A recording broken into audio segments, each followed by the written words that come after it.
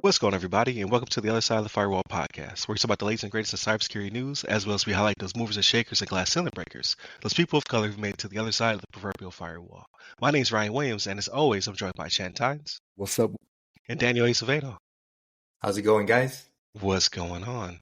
So, thank you for tuning in. I'm sorry I had to clear my throat. Monday, Tuesday, our topics. Wednesday, discussion. Thursdays, Ask a CISSP. Like I keep saying in the previous episodes, I had a really good one with Lynn Dome from WESIS. She's the executive director over there. So definitely tune in for that conversation where we talk about her background experience, the beginning of WESIS, and how it is supporting women in cybersecurity for now and into the future. And then Friday's everything else. So movies, books, games, all that good stuff.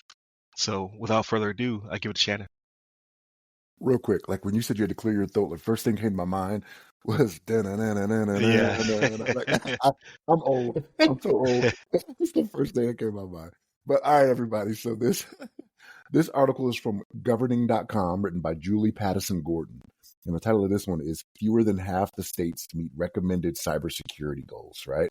So what they highlight in the article is all but 2 states completed a review, right, to see whether or not they meet these goals, but only 22 of the states reached or surpassed the recommended minimum levels of security in their systems, right? So that's not a good percentage there, right? So like the levels they did a 1 through 7 scale, right? And it was only 22 of the states that reached at least a 5. So they're not even saying they're all the way to 7, which is the high point. They're saying they only got to 5, which they consider acceptable, right? Like you're meeting goals, you have a plan. They're saying the ones that didn't meet that really don't have any type of cybersecurity plan, or they're not meeting the goals of their cybersecurity plan. That's not a good thing, right?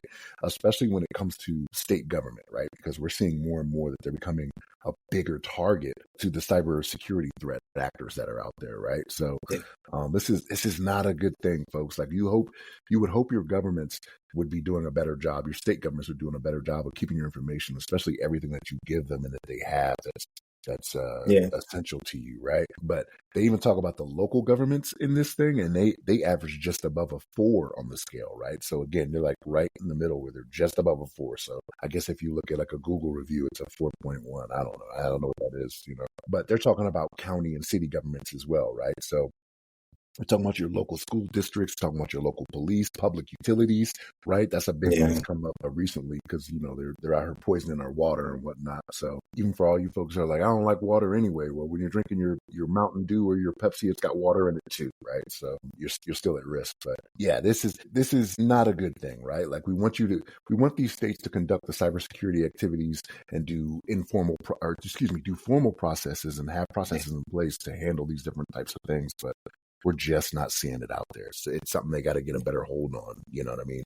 Because I don't know. It's just even if you're not paying attention to this podcast, which you should be, right? Other side of the firewall, we're here for you. We're giving you everything you need. It's becoming more and more prevalent. You'll see it on your local news, even where you'll see the different cybersecurity attacks that are happening. Like I'm seeing it just watching my local news here out in Colorado. You know what I mean? So they got to get a better handle on this. And the thing is, I don't know with the current administration or with the administration that's about to come in, the incoming administration, I don't know if this is one of those things where they're going to be like, hey, we're spending more money than we want to. And DOJ is going to take a look at this and start not funding some of this stuff, determine its waste. You know what I mean? You're not getting any federal dollars for cybersecurity for these states. But we'll see. We don't know what the future holds.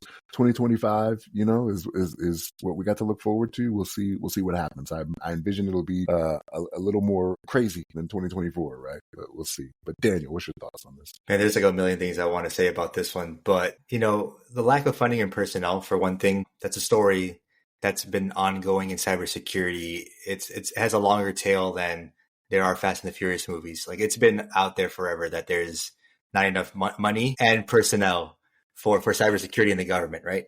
And the problem with cybersecurity, just like in the private sector, it's not sexy, especially when you're talking about the compliance side, this is more geared towards the compliance. And when you're talking about funding in the government, this is, like you said, utilities, schools, and things like that. We're not even taking into account military, federal agencies, defense agencies, those kind of things, which also make up a whole slew of things, right?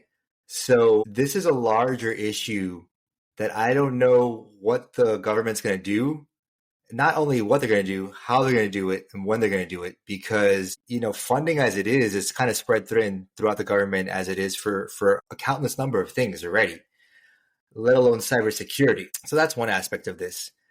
Now, you take about security frameworks, how you apply that to local utilities and smaller government like agencies or entities out there. That's really rough. I was working for the military and transitioning them organizations, the Air Force and other institutes from the old ICAP to the RMF. And it was a wild, wild west. No one knew what to do in those early days because there was no guidance. When you're talking about public school systems and things like that, like implementing a cybersecurity framework as an agenda has never been a thing for that organization. So unless there is a higher level of education, I don't mean like schooling, but like a push to help them implement those frameworks as a part of their institution, you're kind of doing them a disservice to begin with. So, I mean, there's more issues than just, hey, we need funding and personnel, right? Because you can bring people in, but if you're not establishing the culture, you're losing the battle, right? You're kind of like fixing a gunshot with a Band-Aid. It's not going to work in the long run. I guess the one silver lining, and I'll end with a positive note for once, for all my pessimism, as always.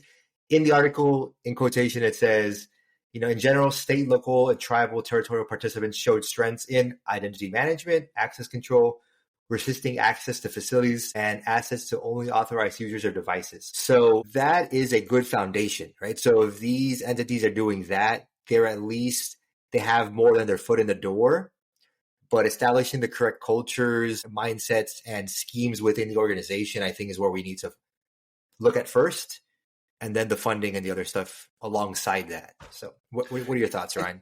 And the stuff you mentioned is mostly physical security too. Like when you think about that, like that's yes, easy, right? Hire a guard, give people some type of card to get a fence, some CCTV kind of thing, yeah. So yeah, I think you guys are spot on. I think what's the silver lining, right? Always try to find a silver lining. I think what's good about this separation, right? That this is a nationwide survey on the states and their municipalities. They have their own funding and they have their own ability to raise taxes and things of that nature because cybersecurity is cost center. Like it just is. Like cybersecurity is expensive. With that guy, most of the times that you want to raise taxes for cybersecurity now. No. I'm just saying, like, I think it's a good thing that there is a separation between the federal government and these states in this regard, because the last time the Trump administration was in charge, they were really good about cybersecurity and they carried forward the stuff that came from Obama and so on and so forth. And that's been carried through. So you've been seeing a big uptick in funding for cybersecurity and things of that nature. I'm uncertain of how the new administration will handle this because of the whole creating the Department of Government Efficiency and who's in charge of it, right? So I'm not trying to put my own personal biases. Like I think catching rockets with chopsticks and self-driving cars are cool. But what he has demonstrated to me when he acquired Twitter and made it private is that he cuts super deep and then he adds as necessary. Right? He doesn't necessarily take a business impact analysis and then start to work it. He's just like, shut off everything I deem to be non-profit generating, right? Cost center would be cybersecurity, and then we'll add as necessary. So that's my fear, is that they cut very deep into those agencies that are in charge of cybersecurity. Maybe not. Like, I don't know. I don't. He might have said one thing, and when he comes in, he sings a totally different tune. But I'm glad that he's not in charge of the Fed and the states, right? The states can take care of themselves for the most part before they need federal assistance. So I'm not saying raise taxes. I'm just saying you already have pots of money in these municipalities, and you should shuffle some of it towards cyber where possible. But that's just my thinking. So that's fine when it comes to a private business, right? Nobody is gonna die. Well, I would think most people wouldn't die if they don't have access to Twitter or X or whatever it's called now, right? But like this is different because there is a lot of information that could be put out there that could be dangerous to people. You know what I mean? Like if you're not doing cybersecurity when it comes to, school systems, right? You got your children's Yeah. social security numbers getting put out there, things of that nature, right? Water treatment facilities, things that can happen there. Like, again, like if he wants to make X less valuable, he paid $44 billion for it, and now it's only worth like 18. That's whatever, right? That's for you to deal with, and that's for investors to deal with, right? It's where they put their money. But I'd rather not have the game that's played with my local government and the things that it has access to. That's just Right. But again, that's why I'm saying he's potentially going to have nationwide impact, but at the federal level. So there is some cushion there. If he does decide to cut deep, the states can still do what they need to do potentially. I can almost guarantee some of these states are using federal money to do this. Like they're not implementing this with their taxes. So if they decide we're not going to give, if that money is going to waste, we could use it elsewhere in giving tax cuts to the rich. You know what I mean? Like we did 8 years ago. Then that's going to be a problem, right? Let's rack up $2 trillion more in debt. But, or he doesn't come in as hot and heavy as we believe he's going to come in. Like I'm just speculating based upon his dealings at Twitter. I don't necessarily know if he did what he did at Twitter anywhere else, but from what I've read about the takeover and how how crazy it was when he came in. He cut everything. He was like, we're not even going to pay for somebody to clean the toilets. Like we're cutting everything and everyone we deem to not be essential.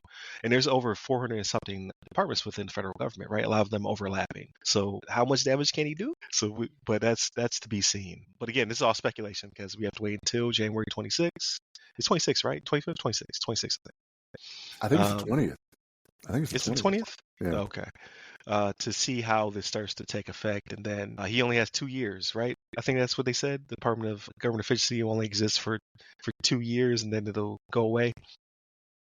So we'll see how all this works. But my Dogecoin is up. I'm just saying. I'm just saying.